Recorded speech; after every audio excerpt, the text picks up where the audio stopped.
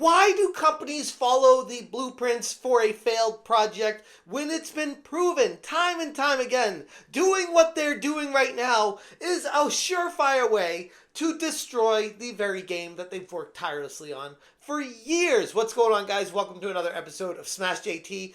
Naughty Dog finds themselves in yet another dilemma with the main protagonist that plays Jordan by the name of Tati Gabrielle, who has posted on Instagram a fairly inflammatory picture trying to piss off the chuds before ultimately thinking better of it and deleting it. But the internet never forgets. And this is just another example in a long line of why Intergalactic, the heretic prophet, is going to have a lot of trouble finding any success.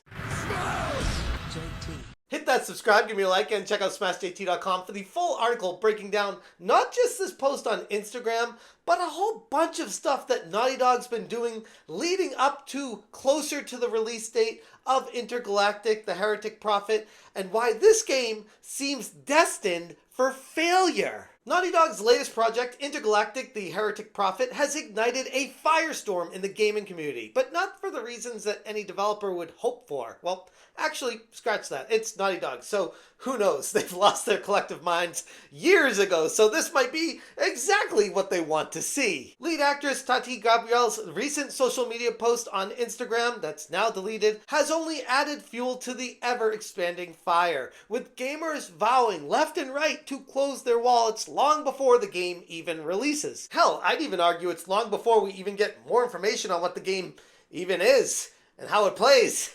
People are already checking out of it now. The picture that she posted to her Instagram depicts an artist rendition of Gabrielle, who plays the character of Jordan in Intergalactic, the Heretic Prophet, alongside Ciri from the Witcher series. Two characters that have brought along quite a bit of controversy in their own respective rights as of recent, sipping on incel tears, and it even goes so far as to joke about DEI involvement, with Naughty Dog calling it DEI-licious. And this is one of those, I think she posted it thinking that, oh, I'm gonna own the chuds, and this is how I feel about the brushback that we've been getting on this game. Instead of actually listening to the fans and finding out what you could do to be better and work with everyone, you decide to clash with the fans and tell them to F off because you don't care if they don't want to buy it. Let's see how that works out in the long run. For Naughty Dog, a studio that's already been struggling to try and regain any kind of trust from the whole Last of Us 2 debacle where they were issuing copyright strikes on YouTube channels for daring to talk about the game before they allowed them to, now they're adding to the latest controversy, being very anti-gamer, hiring someone that is basically shoving it in your face that they don't care if you want the game or not. Some could even look at this as a taunt to gamers, which that's the way I look at it. It's someone that's trying to act like they're better than you. And I'm like, all right, cool. I'll take my money elsewhere. The uproar began when Gabrielle shared the fan art depicting her character enjoying a drink labeled Fragile Masculinity, alongside a quip aimed at critics, "You mad, bro?" And her flippant response to legitimate gamer concerns has widely been criticized as tone-deaf and emblematic of a deeper disconnect between creators and gamers. Gamers that want to buy games and make sure that you don't inject them with real-world politics and DEI agendas and trying to push some sort of message and ideology in your game. Nobody wants anything to do with that. I feel like that's been proven time and time again, yet we still see games coming out because of the long development cycles. This one 4 years old in the making as of recording this, going on 5 years old pretty soon, starting in 2020. This is something that they began during the peak of DEI, back when they thought this was going to be all the rage and get all that sweet, sweet DEI money and low interest loans and whatever Naughty Dog was doing and what Sony was pandering to. But ultimately, what they're doing right now is doubling down on something that nobody wants. And you pair that with Gabrielle, the main character from the game, who's now becoming well known as an outspoken gender politic activist, has a history of incendiary remarks. And this is something that I mentioned in my initial video talking about this game. And shout out to Grums for bringing this to my attention, because holy crap, this is another one of those people that's just like, yeah, you can be whatever gender you want, and let's push these things on kids, and let's go after the kids, because that's what they always end up doing. They want the kids. It's really creepy, it's really weird, and it's definitely something that I never want to support. I hope that we just start seeing that the future is here whether we like it or not. We need to not just accept it, but embrace it.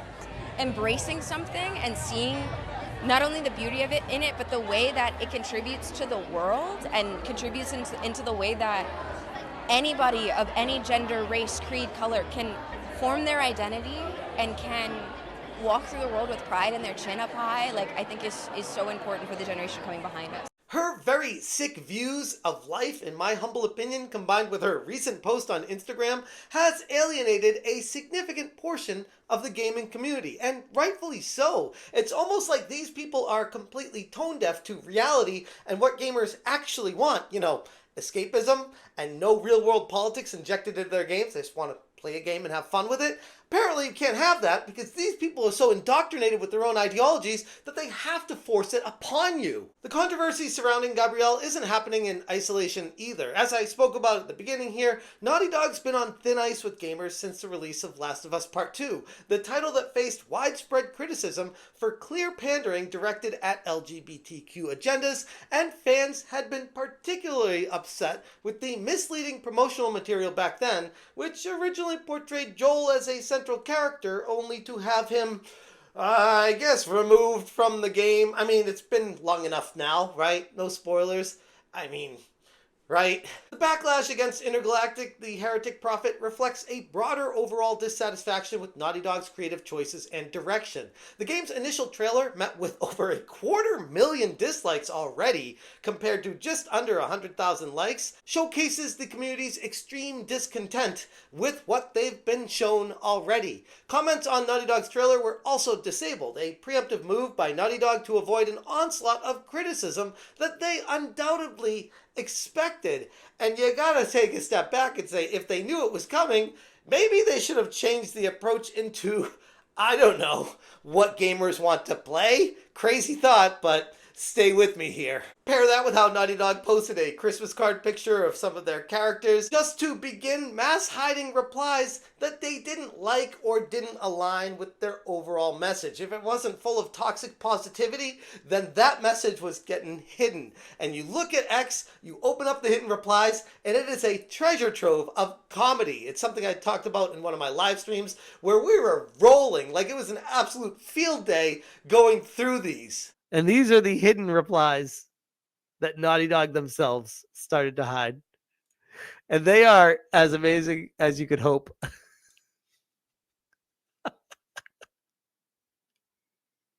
I wouldn't be surprised if Neil Druckmann was the one that had the access to this account and was doing this. Why would they hide this? Hell, Trump, there's only one gender, male or female?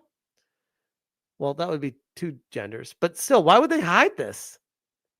This one is literally so good I made it the thumbnail of tonight's stream. What?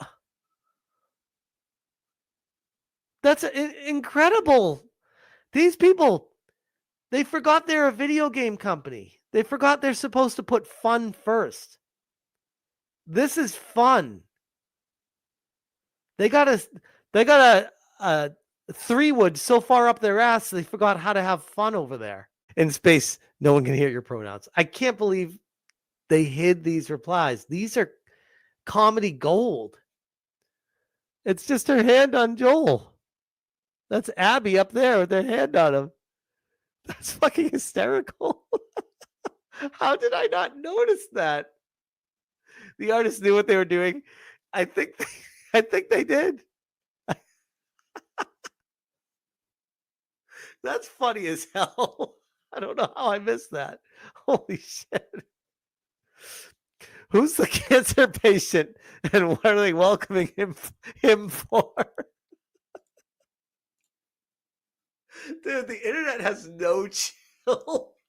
And I know it's early. We haven't seen any gameplay really from the original trailer. It was just brief, a quick look at it. And this could be something better than what people are expecting, but let's be honest. All the signs are there. It showcases basically the problem with injecting DEI into a game. The game's heavy-handed girl boss themes and focus on activism directly go out of their way to alienate the core audience that they created in the first place, making a product that once again feels more like a lecture than any kind of real immersive or escapism experience. Tati Gabrielle's inflammatory comments are predictable because of the baggage that comes along with hiring this type of person, an activist. Naughty Dog's creative direction knew exactly what they were getting themselves into when they brought her on board, and they shouldn't be surprised whatsoever and have no one to blame but themselves if this person somehow finds a way to completely tank the entire project because they're so full of themselves. As the distant release of Intergalactic: The Heretic Prophet approaches,